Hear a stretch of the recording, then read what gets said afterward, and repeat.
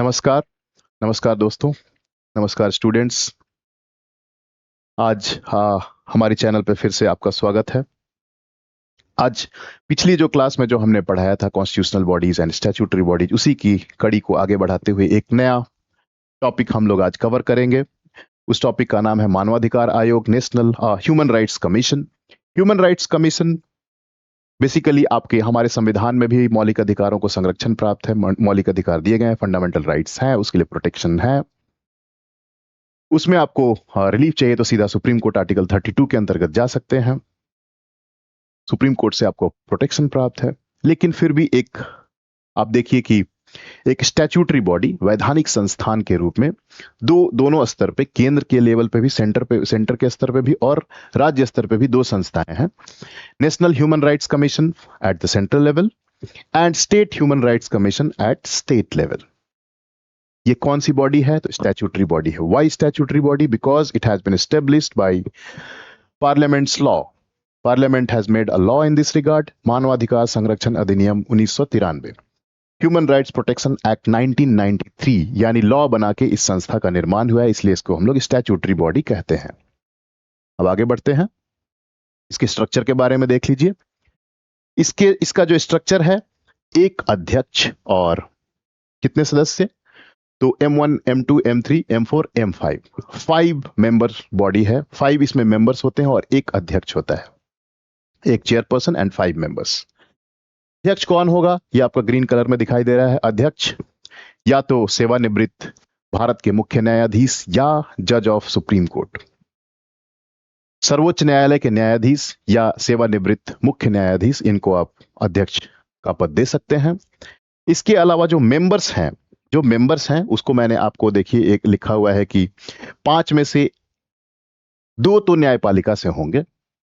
2 न्यायपालिका से, यानी हाई कोर्ट और सुप्रीम कोर्ट के जज, रिटायर्ड जज या एक्टिंग जज, आप उनको रख सकते हैं। ह्यूमन राइट्स कमीशन के मेंबर के रूप में 2 जुडिशियरी से मेंबर होते हैं। इसके अलावा 3 जो मेंबर हैं वो मानवाधिकार के जानकार होने चाहिए। तभी मैंने लिखा है कि M1, M4 एंड M5, इनको मानवाधिकार के बारे में जानकारी होनी चाहिए या फिर मानवाधिकार में कार्य करने का उनको अनुभव हो, experience for working for protection of human rights, और should have the knowledge of human rights. ऐसे 3 सदस्यों को आप मेंबर बनाते हैं। यानी अगर आप अध्यक्ष को भी इंक्लूड करते हैं तो 6 मेंबर में से 3 जुडिशियरी से हैं, 3 जुडिशियरी से हैं, और बाकी 3 जो है मानवाधिकार के जानकार हैं, जिनको नॉलेज ऑफ ह्यूमन राइट्स है। तो ये 6 मेंबर होते हैं। इसके बाद आगे बढ़ते हैं, नियुक्ति कैसे होगी? तो नेशनल लेवल पे, केंद्रीय स्तर पे राष्ट्रपति सबसे अधिकारी, संवैधानिक जो हेड होता है, constitutional head of the state is president. तो उसी के सिग्नेचर से, उसी के साइन एंड सील से कोई भी अपॉइंटमेंट होता है, उसी के नाम से सारे फैसले लिए जाते हैं। तो नियुक्ति किसके द्वारा होगी? राष्ट्रपति के द्वारा होगी। कार्यकाल कितने वर्षों का होता है? तो 3 साल या 70 वर्ष, जो पहले आ जाए। 3 साल या 70 वर्ष की आयु तक उनका कार्यकाल होता है। अब इसमें रिटायर्ड है तो ऑब्वियस ही बात है कि 70 साल, जो भी जज सुप्रीम कोर्ट के रिटायर करते हैं 65 वर्ष में रिटायरमेंट हो जाती है। हाई कोर्ट के हैं तो 62 वर्ष में रिटायर हो जाते हैं। इसलिए 3 वर्ष या 70 वर्ष की आयु तक रखा गया है, जो पहले आ जाए उसमें आप रिटायर हो सकते हैं। फंक्शंस, काम क्या है?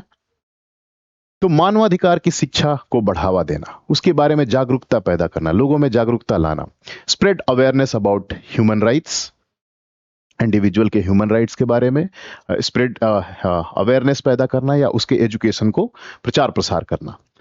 Inquiry into complaints of violation of human rights, अगर मानवाधिकार का उल्लंघन होता है, उससे संबंधित कोई शिकायत आपके पास आती है तो उसका जांच करना और उसके बारे में रिपोर्ट सबमिट करके सरकार को आगाह करना और एक्शन लेने के लिए कहना। सुझाव दे सकते हैं आप कि मानवाधिकार का उल्लंघन हुआ है। अगर कोई शिकायत नहीं भी करता है तो सुओ मोटो कॉग्निजेंस ले सकते हैं। स्वतः संज्ञान, जिसको कहा जाता है कि अगर उनको किसी न्यूज़पेपर रिपोर्ट से या फिर किसी सोशल मीडिया के फीड से उनको पता चलता है कि कहीं पे ह्यूमन राइट्स का वायलेशन हुआ है, तो उसका सुओ मोटो स्वतः संज्ञान लेके उसके ऊपर जांच कर सकते हैं, इंक्वायरी कर सकते हैं, उसमें रिपोर्ट कर सकते हैं। और जब ये जांच करते हैं तो इनको पूरे सिविल कोर्ट की तरह शक्तियां होती हैं, दीवानी न्यायालय की तरह शक्तियां होती हैं। इसमें लोगों को वो बुला सकते हैं, उनसे सवाल जवाब कर सकते हैं, उनको एविडेंस प्रोड्यूस करने के लिए कह सकते हैं। तो ये सारे पावर लाइक सिविल कोर्ट, दीवानी न्यायालय की तरह उनके पास शक्तियां होती हैं। सरकार को रिकमेंडेशन भी देती है। किस चीज का रिकमेंडेशन देती है? कि मानवाधिकार को कैसे हम सुचारू रूप से क्रियान्वित कर सकते हैं, कैसे हम उसका इफेक्टिव इंप्लीमेंटेशन कर सकते हैं ह्यूमन राइट्स का, तो इसके लिए वो सुझाव दे सकती है। इसलिए मैंने कहा ये रिकमेंडरी बॉडी भी है। इसके अलावा नेशनल ह्यूमन राइट्स में एक और चीज है। नेशनल ह्यूमन राइट्स के सदस्य के रूप में 7 एक्स ऑफिसियो मेंबर्स होते हैं। पदेन जो सदस्य होते हैं एनएचआरसी के, कौन से पद पे होने चाहिए, कौन से पद के लोग हैं, तो आप देखिए कि there are the chairperson of following national commission. जो ये जो सारे लिस्ट हैं, 7 कमीशंस, इसके चेयरपर्सन जो है पदेन सदस्य होते हैं एनएचआरसी के। कौन कौन सा है वो? तो नेशनल कमीशन ऑफ माइनॉरिटीज, अल्पसंख्यक आयोग के चेयरपर्सन, चाइल्ड राइट, बाल अधिकार संरक्षण से संबंधित commission, national commission for women के chairperson, national commission for disabled के chairperson, national commission for schedule caste, schedule tribe and backward classes. इन सब के चेयरपर्सन पदेन सदस्य होते हैं एनएचआरसी के। तो एनएचआरसी में इतना ही है, इससे ज्यादा की आपको आवश्यकता नहीं है। पीटी पॉइंट ऑफ व्यू से आप इतना कर लेंगे तो काफी है। इसके बाद राज्य स्तर पे हम बात करते हैं तो state human rights commission, state human rights commission. वहां नेशनल ह्यूमन राइट्स कमीशन में जो संरचना हमने देखी थी कि एक अध्यक्ष और 5 सदस्य, यहां पे जस्ट आधा है, एक अध्यक्ष और 2 सदस्य की ही बात है। 1 चेयरपर्सन एंड 2 मेंबर्स। जैसे राष्ट्रपति constitutional head of the state है, स्टेट का स्टेट, उसका जो हेड ऑफ द स्टेट है, किसी एक राज्य का, जैसे बिहार, यूपी, एमपी, इस राज्य का जो संवैधानिक हेड है उसको हम लोग राज्यपाल, गवर्नर कहते हैं। उसी के साइन सील से अपॉइंटमेंट होता है, उसी के साइन सील से नियुक्ति होगी, तो राज्यपाल के द्वारा नियुक्ति होती है। लेकिन हटाने की जो प्रक्रिया है, हटाने में राष्ट्रपति का योगदान है। यही बस एक थोड़ा सा माइन्यूट जो आप लोगों को ध्यान में रखना है कि नियुक्ति भले राज्यपाल के द्वारा होती है, लेकिन उसको रिमूव किया जा सकता है राष्ट्रपति के द्वारा। राष्ट्रपति के द्वारा उसका रिमूवल होता है। अध्यक्ष कौन होंगे? तो उसके लिए क्राइटेरिया है सेवानिवृत्त। वहां जैसे सुप्रीम कोर्ट था, यहाँ पे उच्च न्यायालय, हाई कोर्ट है। स्टेट है तो हाई कोर्ट। सेवानिवृत्त उच्च न्यायालय के मुख्य न्यायाधीश या न्यायाधीश, उच्च न्यायालय के सेवानिवृत्त चीफ जस्टिस और जज of high court, retired chief justice of high court और जज ऑफ हाई कोर्ट, इसको आप अध्यक्ष बनाते हैं। बाकी जो मेंबर्स हैं जिनको मानवाधिकार की जानकारी हो, उनको आप बना सकते हैं। तो इसमें इतना ही है। अब हम लोग दूसरी चर्चा करते हैं।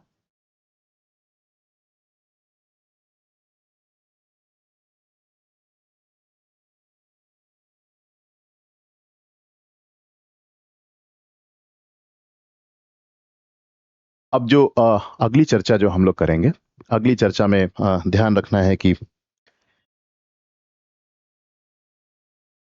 इसमें हम लोग एक कॉन्स्टिट्यूशनल बॉडी और एक स्टैट्यूटरी बॉडी के बारे में बात करेंगे। केंद्र राज्य संबंधों का सुधार, केंद्र और राज्य, केंद्र राज्य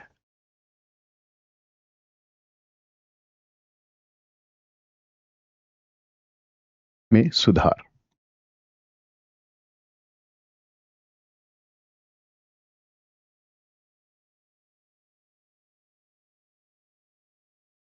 केंद्र राज्य संबंधों में सुधार, इसके लिए 2 आयोग बनाए गए थे केंद्र राज्य संबंधों में सुधार हेतु। इसमें रिलेशन बेटर हो, for improving relation, for improving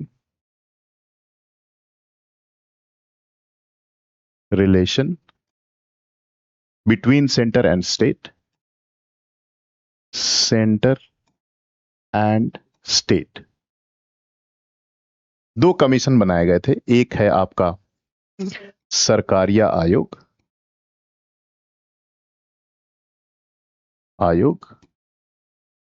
जिसका रिपोर्ट गठन हुआ 1983 में और रिपोर्ट आया 1988 में। गठन और रिपोर्ट, ये 2 मैं आपको बता रहा हूं। Formation 1983 and report in 1988। Sarkaria commission, Sarkaria commission. और दूसरा जो है MM पुंछी कमीशन।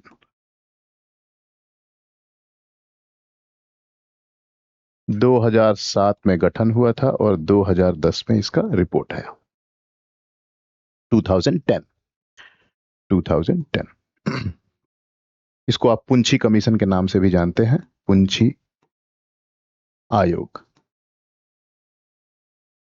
केंद्र राज्य संबंधों में कैसे बेहतरी हो, केंद्र राज्य संबंध में कैसे सुधार किया जाए, तो इसके लिए सरकारिया कमीशन ने सुझाव दिया था कि कॉन्स्टिट्यूशन में एक आर्टिकल है 263 जिसके तहत इंटर स्टेट काउंसिल की स्थापना की बात कही गई है, जिसमें अंतरराज्यीय संबंध, इंटरस्टेट रिलेशन, इंटरस्टेट काउंसिल, अंतरराज्यीय परिषद के गठन की बात की गई है। उसको गठन किया जाए क्योंकि संविधान में प्रावधान है और इसमें लिखा हुआ था कि parliament by law can form interstate council.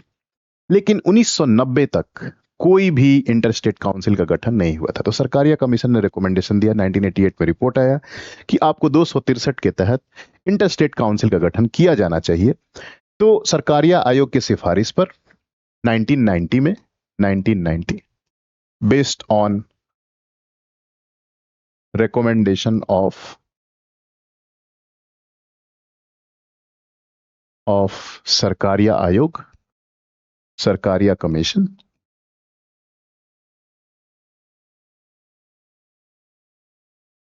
interstate council was established. Interstate council was established. Council was established.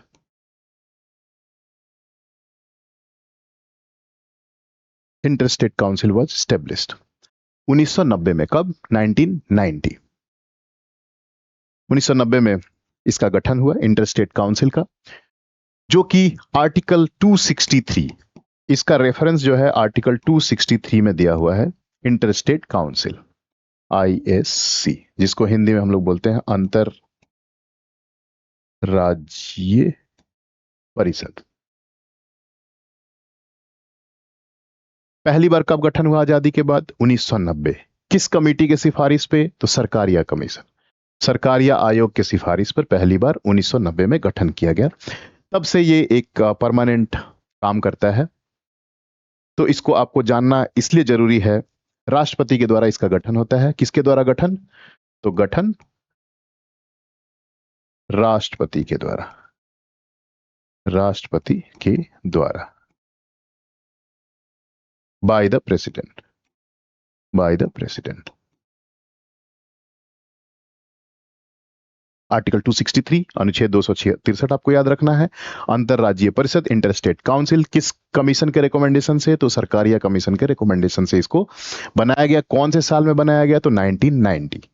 ये सब इंपॉर्टेंट फैक्ट है जो आपको याद रखने हैं। इसकी संरचना देख लेते हैं। संरचना, स्ट्रक्चर, संरचना या स्ट्रक्चर। इसके जो अध्यक्ष होते हैं, अध्यक्ष, चेयरपर्सन, वो होते हैं आपके प्रधानमंत्री, प्रधानमंत्री, प्राइम मिनिस्टर। इसलिए महत्वपूर्ण हो जाता है क्योंकि प्राइम मिनिस्टर की अध्यक्षता वाली ये बॉडी है, प्राइम मिनिस्टर की अध्यक्षता वाली ये बॉडी है, इसलिए इंपॉर्टेंट हो जाता है। अब इसमें मेंबर्स कौन कौन होते हैं? मेंबर्स, सदस्य कौन इसके मीटिंग में भाग लेते हैं? मेंबर्स सभी राज्यों के चीफ मिनिस्टर के CM, मुख्यमंत्री, सभी राज्यों के मुख्यमंत्री, मुख्यमंत्री। और जो यूनियन टेरिटरीज हैं, यूटीज, केंद्र शासित प्रदेश, केंद्र शासित प्रदेश, यहां अगर CM है तो ठीक है, 3 जगह CM है, आप लोग जानते हैं। पौंडीचेरी, पुडुचेरी जिसका नया नाम है, दिल्ली, जम्मू एंड कश्मीर, यहाँ पे विधानसभा है, सीएम है, लेकिन बाकी जगहों पे एलजी, उपराज्यपाल, उपराज्यपाल ये भाग लेते हैं, उपराज्यपाल। तो आप समझ गए, इसके जो चेयरपर्सन होते हैं प्राइम मिनिस्टर, प्रधानमंत्री, और जो सदस्य होते हैं सभी राज्यों के मुख्यमंत्री, और जहां यूटीज, जहां सीएम है वहां सीएम, अदरवाइज जिन केंद्र शासित प्रदेशों में सीएम नहीं है वहां के एलजी वहां भाग लेते हैं। तो सभी राज्यों तथा केंद्र शासित प्रदेशों के सीएम, ऐसा लिख सकते हैं कि राज्यों तथा यूटी के सीएम, मुख्यमंत्री। Chief ministers of all the states and union territories, and LG of union territories where there is no Vidhan Sabha, there is no legislative assembly. तो ये पहली बार गठन 1990 में हुआ था। इसका काम क्या है तो देखिए कि केंद्र और राज्य के संबंधों में बेहतरी हेतु एक फोरम है, उस रिलेशन को इम्प्रूव करना है तो वो एक फोरम है, एक चैनल है जहां पे राज्य अपने ग्रीवांसेस को रख सकते हैं, उस पटल पे रख सकते हैं, केंद्र राज्यों के बीच में संबंध को कैसे सुधारा जा सकता है। तो डिस्प्यूट्स, अगर दो राज्यों के बीच में डिस्प्यूट्स है, विवाद है, तो उसकी जांच और सुझाव, ये सब उसका काम है। यानी कि कुल आप देखें तो केंद्र तथा राज्यों और राज्यों के मध्य संबंध बेहतर करना, केंद्र राज्य तथा राज्यों के मध्य बेहतर संबंध स्थापित करना।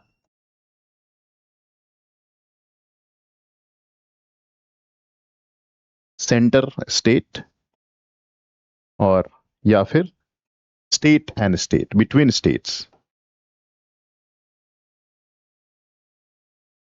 between states, to improve relation between states and between center and state। ये इनका काम या कार्य, फंक्शन आप कह सकते हैं, कार्य, फंक्शन, फंक्शन। एक्चुअली अगर आप मुख्य परीक्षा में इसको लिख रहे हैं तो इस फोरम का यूटिलाइजेशन काफी कम होता है, रेगुलर मीटिंग्स नहीं कराई जाती है, इसको उतना इंपॉर्टेंस नहीं दिया जाता है। रादर नीति आयोग की बैठक रेगुलर बुलाई जाती है, उसके पहले प्लानिंग कमीशन था तो उसकी बैठक रेगुलर बुलाई जाती थी। इंटर स्टेट काउंसिल की बैठक आप बहुत रेयर, बहुत कम सुनते होंगे कि इंटर स्टेट काउंसिल की बैठक हो रही है, उसमें केंद्र और राज्य के बीच के संबंधों में सुधार आ रहा है या राज्यों के बीच जो विवाद है उसको सुलझाने की बात हो रही है। इसके अलावा एक स्टैट्यूटरी बॉडी भी है, एक स्टैट्यूटरी बॉडी है इंटरस्टेट संबंध में सुधार के लिए। स्टैट्यूटरी बॉडी एक विधिक संस्था है या वैधानिक संस्था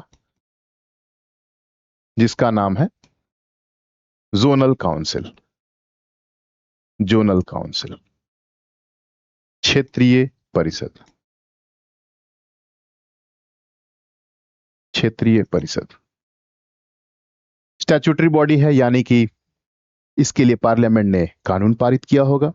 तो कौन सा कानून पारित किया था? State reorganisation act established by State Reorganization Act 1956, established by State Reorganization Committee, State Reorganization Act 1956, 1956।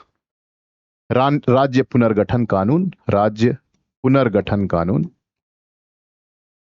कानून 1956, 1956 ईयर है 1956।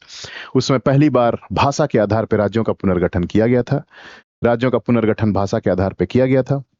तो उसी के तहत जब राज्यों को बंटवारा किया गया, जो पहले एक राज्य हुआ करते थे अब उसमें बाउंड्री बन गई, तो बाउंड्री लाइन जो कल्चरल कनेक्ट था लोगों का, आसपास के जो राज्य थे वो कल्चरली कनेक्टेड थे, उसको प्रोटेक्ट करने के लिए, आपस में बेहतर संबंध बनाने के लिए जोनल काउंसिल बनाया गया कि क्षेत्रीय एरिया के लिए, रीजनल एरियाज के लिए स्टेट्स स्टेट्स जो है आपस में बैठ के आपस में जो विवाद है, आपस में जो समस्याएं हैं उसको सुलझा लें।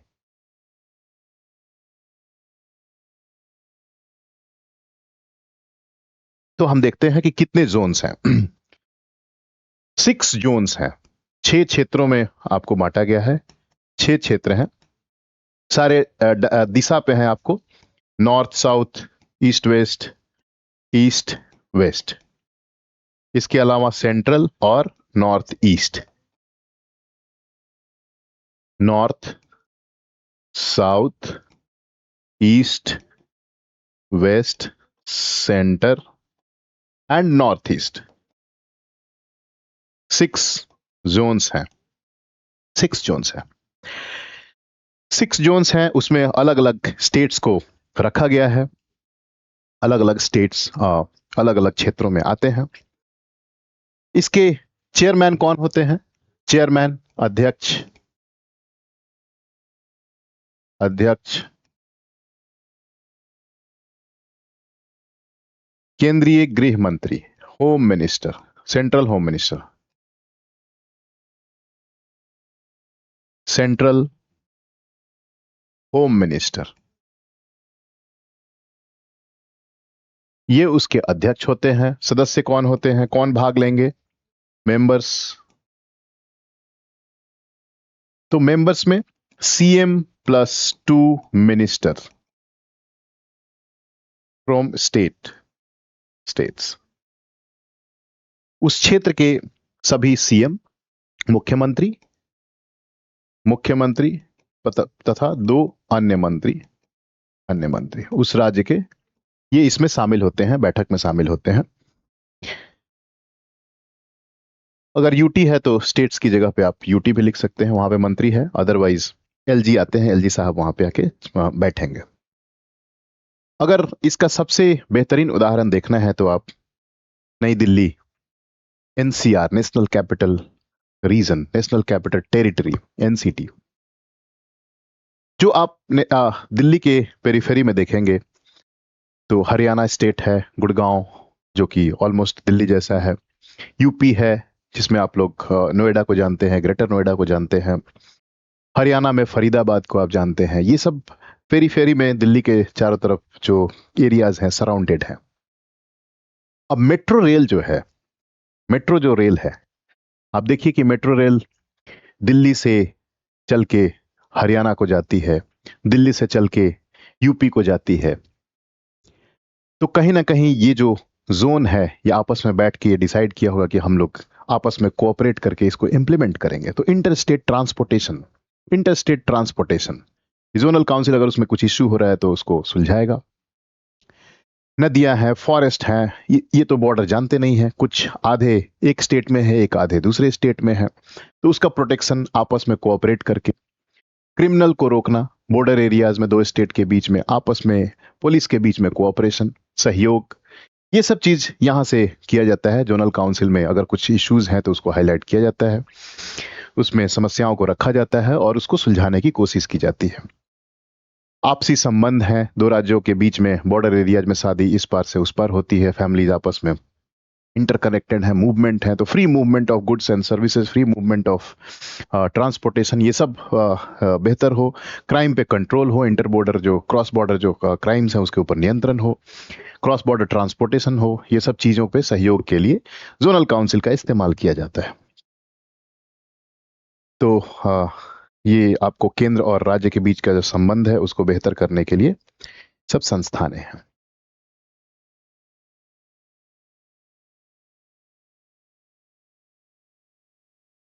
इसके अलावा हम एक और आज एक स्टैट्यूटरी बॉडी आपको कर लेते हैं।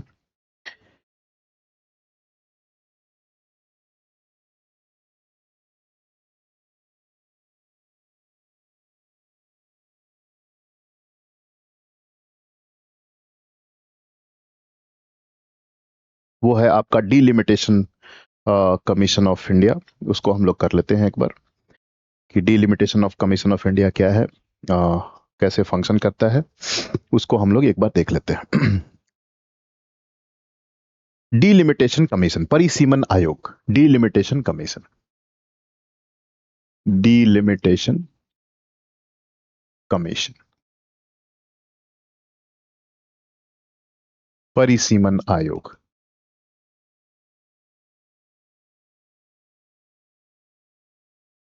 परिसीमन आयोग, डीलिमिटेशन कमीशन, परिसीमन आयोग। इसका जो संबंध है, इनडायरेक्ट संबंध जो है अनुच्छेद 82 से है, अनुच्छेद 82, आर्टिकल 82। लेकिन किंतु इसमें ऐसा नहीं लिखा है कि there shall be a delimitation commission of India, ऐसा नहीं लिखा है। इसमें लिखा है कि parliament by law can constitute a body for delimitation of constituency, चुनाव क्षेत्र के निर्धारण के लिए संसद कानून के द्वारा किसी आयोग या बॉडी, जैसा उसे उचित लगता है, उसका गठन करेगी। तो जब पार्लियामेंट को एम्पावर किया गया है कि पार्लियामेंट, ऐसा नहीं कि मैंडेटरी करना है, आप अगर ध्यान से देखेंगे तो पार्लियामेंट को जब लगता है उचित की डीलिमिटेशन होना चाहिए तो वो करेगा। इसकी वजह से इसको हम लोग कहते हैं statutory body, it's not a constitutional body, वैधानिक या विधिक संस्थान।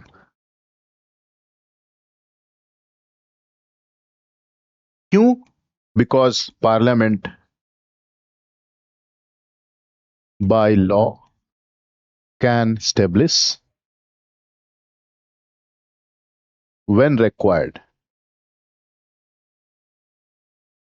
जब जरूरत होगी तो पार्लियामेंट कानून बना के परिसीमन आयोग का गठन कर सकता है। परिसीमन आयोग का अब तक जो गठन हुआ है 4 बार हुआ है। 1952 कौन कितनी बार गठन हुआ है? अब तक 4 बार गठन, अब तक 4 बार गठन केंद्रीय स्तर पे।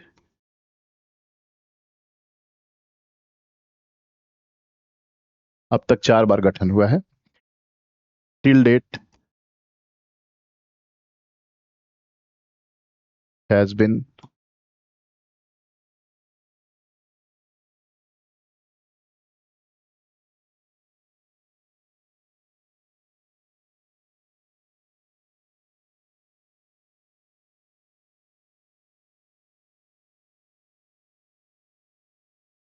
constituted 4 times, 4 बार अब तक गठन हुआ है।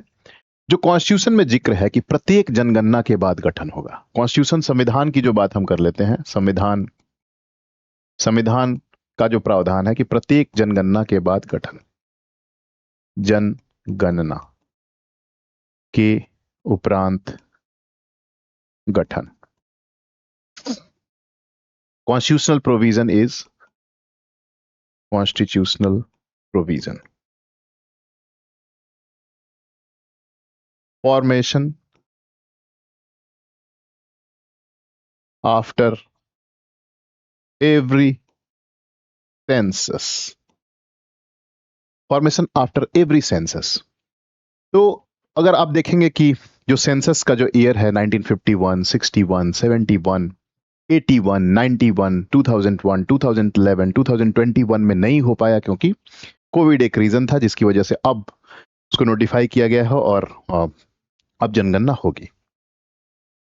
तो जो ये कॉन्स्टिट्यूशन में प्रोविजन था उसके अकॉर्डिंग 1952 में फॉर्मेशन किया गया, 1952, 1952, 1962, 1973, 1973, ये 3 बार तो गठन किया गया प्रत्येक जनगणना के बाद। प्रत्येक जनगणना के बाद 3 बार गठन किया गया, 3 बार। अभी इसका फंक्शन क्या होता है वो हम लोग देख लेंगे। 3 बार गठन किया गया। इसके बाद क्या हुआ? 42nd अमेंडमेंट आता है। 42nd amendment 1976, 42nd amendment 1976, amendment 1976, इसको फ्रीज कर दिया गया। फ्रोजन टिल सेंसस ऑफ 2001, 2001 की जनगणना तक इसको फ्रीज कर दिया गया कि परिसीमन 2001 के बाद अब कराया जाएगा। 1971 1973 में जो आ गया डेटा आ गया, इसी के बेसिस पे 2001 तक मामला चलेगा। लेकिन 2001 में जब आया कि फिर से अब परिसीमन कराई जाए, फिर से परिसीमन कराई जाए, तो 42वें का just double 84th constitutional amendment आ जाता है। 84th संशोधन, 84th कॉन्स्टिट्यूशनल अमेंडमेंट ले आया जाता है आपको।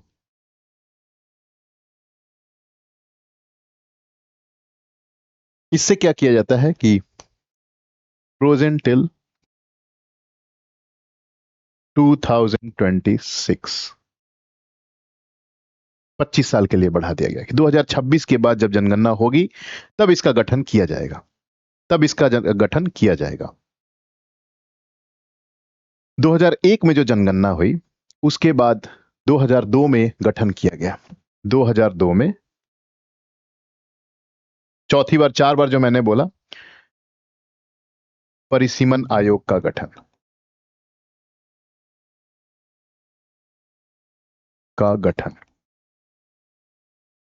Formation of delimitation commission.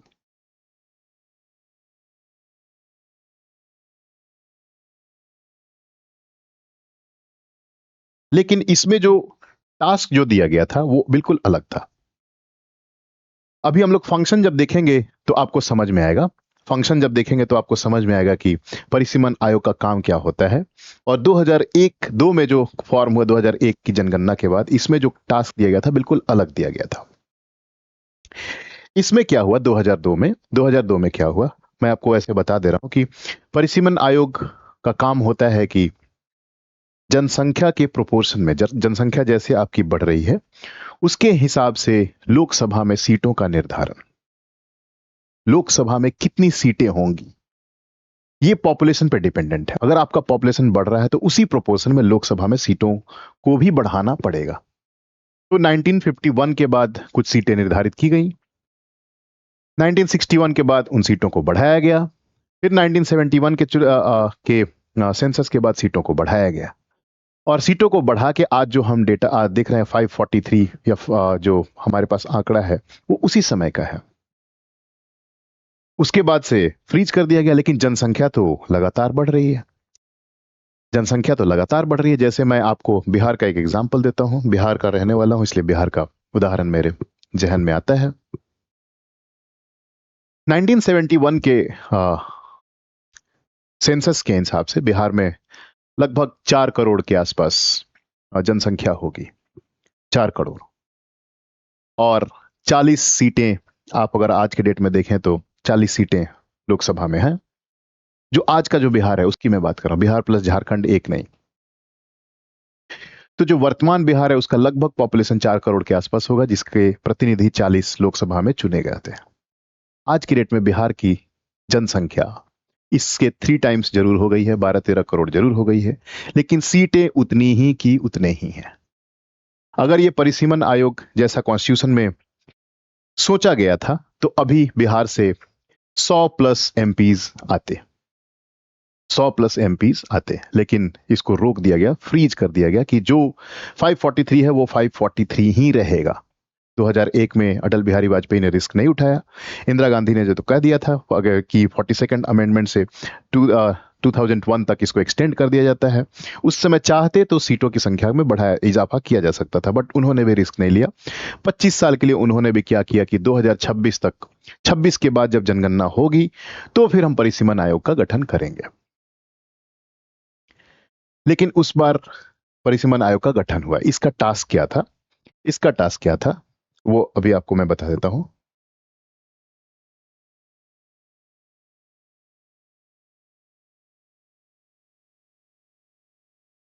इसमें क्या किया गया 2002 में, आरक्षित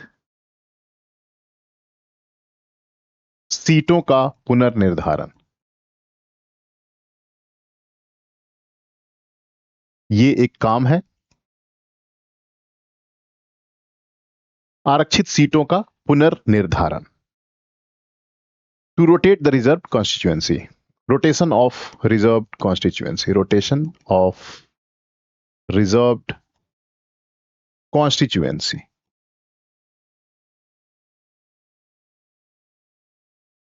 दूसरा क्या टास्क होगा? Change in boundaries of constituency.